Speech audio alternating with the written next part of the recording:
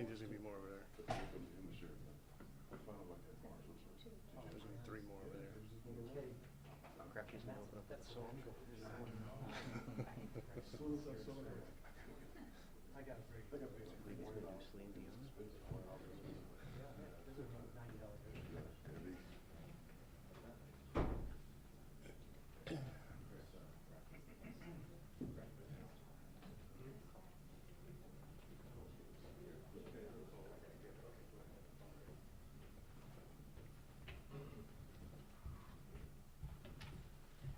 Good morning, everybody. Thank you for joining us today. Sheriff Nienhuis is going to provide some details and arrest information on a recent home invasion homicide investigation that we're conducting. Sheriff? Thank you, Denise. Good morning, everybody, and I know for our media partners, they usually like me to spell and pronounce my name, so it's Nienhuis, and it is pronounced Nienhuis, and as you know, I'm the Sheriff of Hernando County. Before I even begin the press conference and going into some details about what occurred a couple days ago in the early morning hours of Wednesday, there's some organizations I have got to take time to thank. Our local state attorney, Bill Gladstone and his people, work with us through the night in making sure that we have all of our T's crossed and our I's dotted when it comes to doing interviews and search warrants and the like. Our federal partners, ATF, were very instrumental in helping us with this case, and we'll talk a little bit more about that because this case did go outside of the state of Florida. Florida Department of Law Enforcement, they are always quick to jump on board and help us with whatever resources they have available.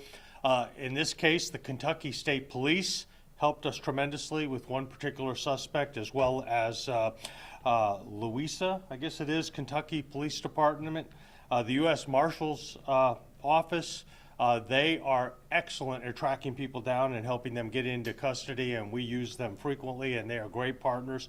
Of course, our Sheriff's Office to our immediate south, Pasco Sheriff's Office, and Sheriff Nacco and his people were quick to help us, and you'll understand why. And then, of course, the medical examiner, when we have someone who's deceased, it's very important for us to get information from them as quickly as we possibly can with regard to the autopsy and ballistic types of weapons used and so forth. Obviously, inside the Sheriff's Office, this is one of those instances where it's all hands on deck. When you have the death of a young lady, everybody drops what they're doing and helps out. And patrol, our community-oriented policing, crime analysis, major case, and of course forensics were very involved. So what occurred over the last couple days is it all started Wednesday morning. As many of you know, around 4:45, just prior to 4:45, we received at least one 911 call. And it was from a residence on Marquette Street in Spring Hill. It is important. Is anybody going live? Yes. You're live? Okay, we'll keep going. I was going to wait for Channel 13 here, but we'll keep going. The CAD notes, it was pretty obvious, our computer-aided dispatch notes, that there was a lot of confusion in the house, a lot of yelling and screaming, and it was very difficult initially for the first minute or so probably to figure out what was going on. But then one of the caller, I guess, advised that somebody in the residence had been shot. Of course, that changes the whole complexion from a possible verbal dispute to an actual violent act. Of course, Hernando County Sheriff's Office as well as Hernando County Fire Rescue were dispatched to the scene, and Sheriff's Office personnel, deputies, arrived within about 4 minutes. Upon arrival, deputies made their way inside the house and found 2 victims, both of which were suffering from gunshot wounds. Victim number 1, who was an adult female, was pronounced deceased at the scene by Hernando County Fire Rescue. Victim number 2, when deputies first got there, found that also an adult female had some pretty significant gunshot wounds to her extremities, and they actually initiated life-saving measures in the form of a tourniquet for that particular individual, and then removed them to the house so that fire rescue could further treat that person and take her to a local hospital. There were other family members in the house at the time of this. There was at least one other adult in the house, as well as 3 children under the age of 10. So it was a pretty horrific event for them. Now, detectives, of course, didn't know what they had initially, but they started interviewing, of course, neighbors, family members, as well as the surviving victim. The investigation revealed pretty quickly that victim number 1 was actually in the middle of engaging in a sexual act with a male. We found out later that that sexual act was prearranged, and it was in exchange for money. But an altercation ensued fairly quickly. We later determined that that male was attempting to rob victim number 1. And during the altercation, between the victim number 1, the deceased victim, and the subject, victim number 2 and another family member entered the room, and by forcing entry into the victim's bedroom. And at the same time, 2 additional males that were outside, that were acquaintances with the male who was in with victim number 1, they forced their way into the house and ultimately into the bedroom. So we had 3 males, all of which arrived at the house around 4:45, and then of course the 2 victim females, one of which ended up deceased, the other one ended up shot, and a 3rd adult that was living in the house that was not shot. Victim number 1 and victim number 2 started fighting back, and victim number 1, again, our deceased victim, actually was able to retrieve a firearm. Now, there is some talk that the original male that was in the house may have had a firearm as well, but we know at the bare minimum, at least one, if not both of the individuals that busted in the door for the home invasion, they were armed. And an exchange of gunfire occurred between victim number 1, who retrieved her gun, as well as the males involved. We believe that initially that a white SUV was involved. Before we got there, it did fled the scene. And it was determined that the male suspect who was having sexual relations with victim number 1 had arrived in that white SUV with these 2 other males, the ones who forced their way in. Of course, detectives worked diligently that day and through Wednesday night into Thursday morning, and I saw a couple of them very early Thursday morning. It was obvious that they had been up all night talking to people, reviewing video evidence, and trying to figure out exactly what happened. Dozens of interviews were conducted. Dozens of interviews were conducted with many different people who may have been associated with victim number 1 and victim number 2, as well as the suspects. And by 10:12, which was yesterday afternoon, detectives were able to identify all 3 of the suspects. Suspect number 1, who was having sexual relations with the deceased victim, is Javier Martinez. This is a picture of him. He is being charged with, he's 22 years old. He was born in 2001, 7/1 of 2001. He's being charged with a principal to murder in the 1st degree. Obviously, there's no bond on that. Principal to attempted murder in the 1st degree, also no bond on that charge. And possession and discharge of a firearm causing great bodily harm, and the bond on that is $10,000. The first subject to make his way into the house, we believe, was Dawson Deskin. He's also a 20-year-old male. He was born in 7/18 of 2003. He's also being charged with murder in the 1st degree, no bond, attempted murder in the 1st degree, no bond, as well as shooting at or within or into a building, and there's a $10,000 bond on that. So he is one of the first individual to break into the house, followed shortly by our 3rd gentleman, Landon Runyon. Ironically enough, he was celebrating his 19th birthday at the time of the home invasion. He is being charged for murder in the 1st degree, which is no bond, as well as attempted murder in the first degree with also no bond, and shooting at or within to a building, and the bond on that is $10,000. So all three of these are in custody. Ironically enough, Runyon was located at his home, and initially, I guess I have to go back, when the scene was originally processed, you know, it takes us quite some time to give a little bit of a look behind the curtain. It is something that happens meticulously slow. And not to be too gruesome, but examining the body does not occur very quickly. It certainly does not occur as quickly as it does in TV within a couple of minutes.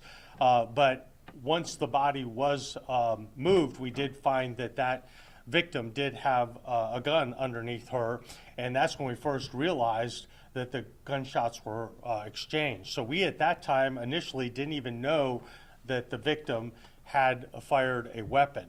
But we soon found out through some sources, and we certainly appreciate the tips of those people involved, we found out that she did fire at the suspects and possibly had actually hit two of them. And when we found Runyon, he obviously was not willing to go to the hospital, but he had a gunshot wound, a very significant gunshot wound to his face. The detectives said that he was almost unrecognizable, or was unrecognizable because of the swelling. And so he was shot in the face by, we believe, obviously victim number one, who is deceased. We also obtained that information that Deskin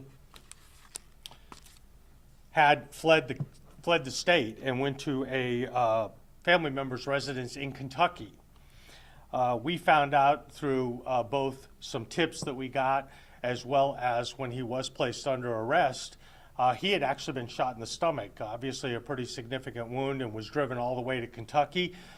When he got to Kentucky, the family member, I understand, took him directly to the hospital where he was treated for that gunshot wound, and he is, of course, in custody now by Kentucky authorities. So he is obviously in custody. Martinez, he was located walking near his residence, and of the two victims and the three suspects, he's the only one who did not receive any gunshot wounds in this particular melee that occurred. Detectives have seized the vehicle that was used. We were able to track it down, and of course, we are in the process of getting warrants and so forth to examine that and get more evidence. To say that this case is finished is an understatement, to say the least. This is going to go on for weeks, doing more search warrants. It looks like so far we've done at least 5 search warrants. We've conducted dozens and dozens and dozens of interviews with people. We've gotten dozens and dozens of tips, many of which turned out to help us. And again, we appreciate those individuals. Now, something that we really hesitate to talk about, but I think it's important because our goal is to prevent something like this from happening again. And for those of you who were on the scene that morning, we knew fairly quickly, as is the case with every home invasion that I've ever been made aware of, it is not a random act.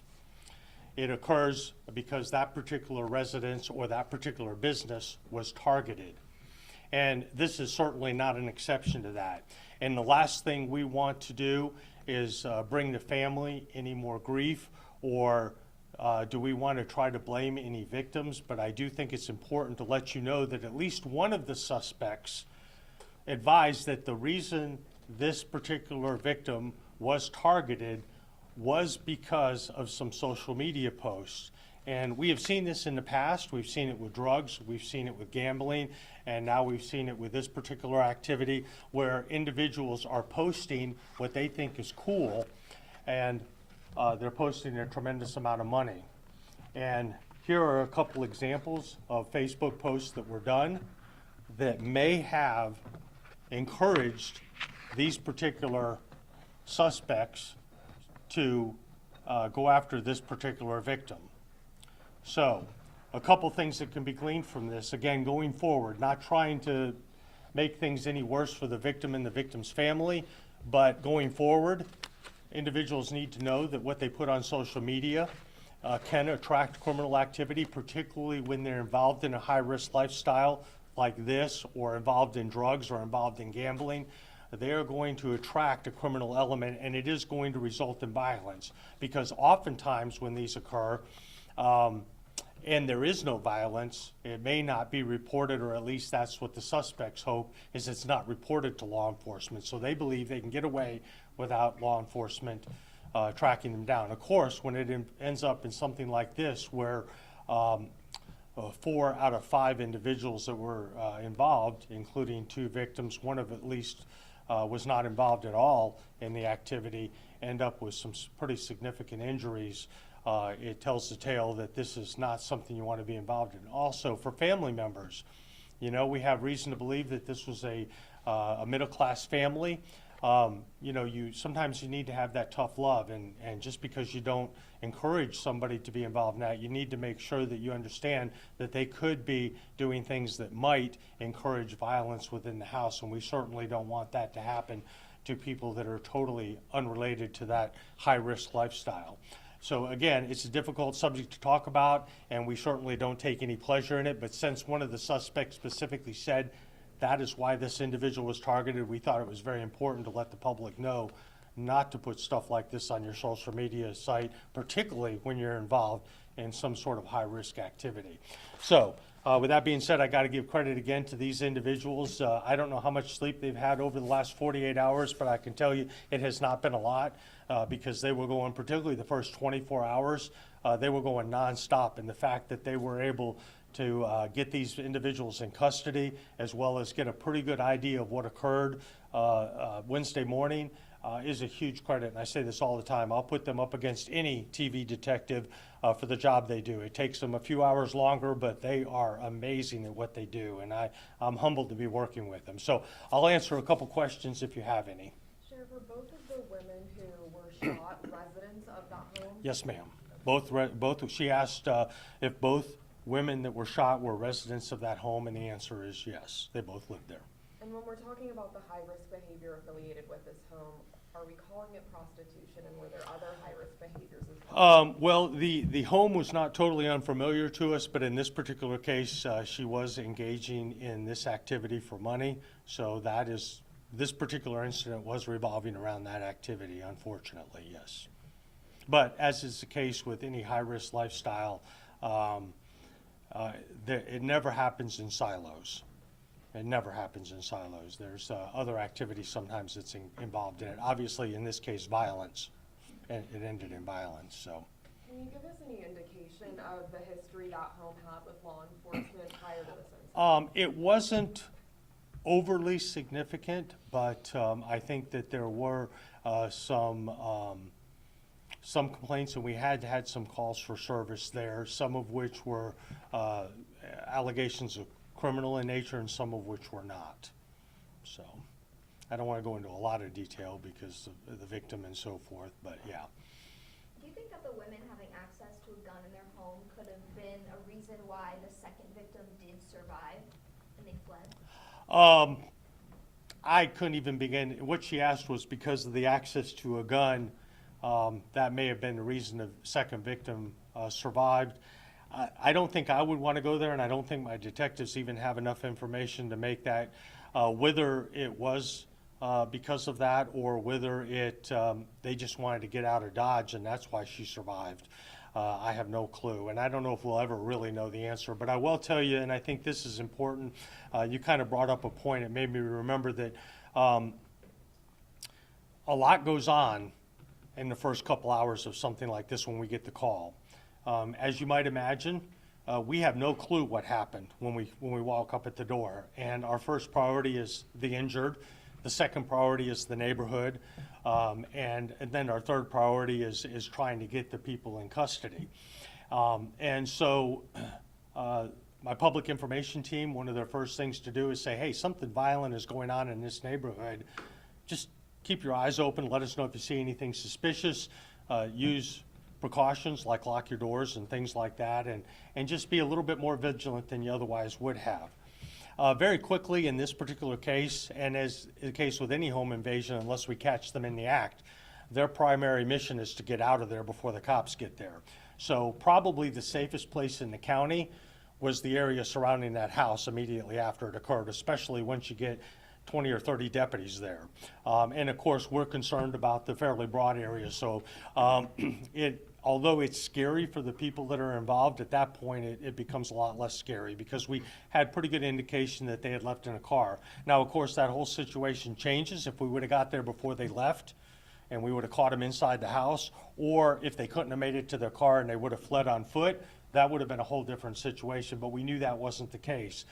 So that is why we do some of what we do. And if they had fled on foot and we were chasing them through houses and neighborhoods, the community can rest assured that we're going to do a reverse 911. We're going to put it out on social media. We're going to put it out on the Sheriff's Office app, which will push those notifications to individuals and let them know as quickly as we can. We can't say 100% sure that they were not still in the area.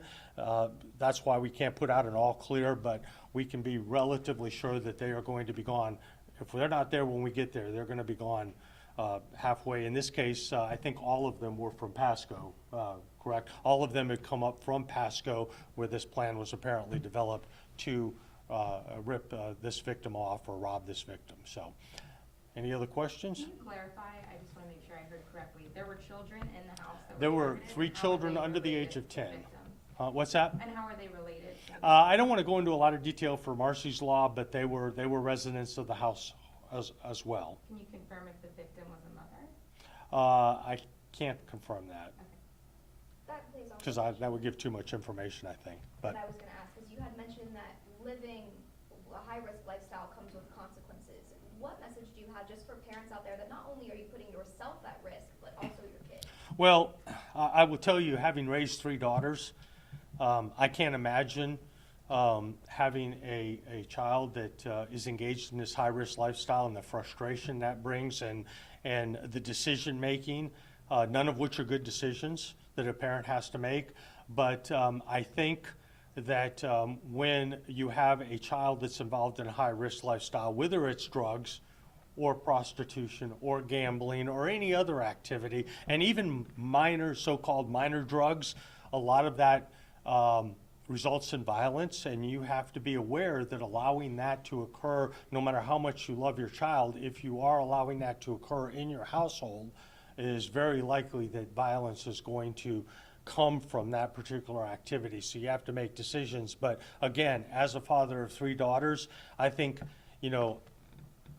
and if one of them was engaged in a high-risk lifestyle, I would want to make sure that if they were doing something like this, that I did everything in my power to get them to not do this, because our goal is to save someone in the future. We can't do anything about this victim, but we certainly want to eliminate any future victims if we can. So that's why we debated long this morning about showing this. And it was not something we took lightly, and we certainly don't want to traumatize the family anymore. But if there's one parent out there or one friend who says, hey, you need to take that stuff down from you're asking for trouble by having this on your social media site. Because again, think about it. If you're a criminal, that's a great target. Somebody who's already doing something that may not be legal, stealing from them is going to reduce the likelihood that that crime's going to be reported. So, any other questions? All right, we'll get some more information out as it becomes available. I can tell you that they're going to keep working this, and if we get more information. I also know that we have a few other cases that we're coming to conclusions on, and we'll be announcing those press conferences hopefully over the next several weeks. I think you'll be interested in those as well. So thank you all for coming. Have a great day. Thank you. This doesn't need to be on camera, but could we get the full spelling of all of the suspects' names? We'll probably, if you want, we can send out media alert pictures, and we can send out their biographical information. Okay, Denise? Okay, we'll get it out via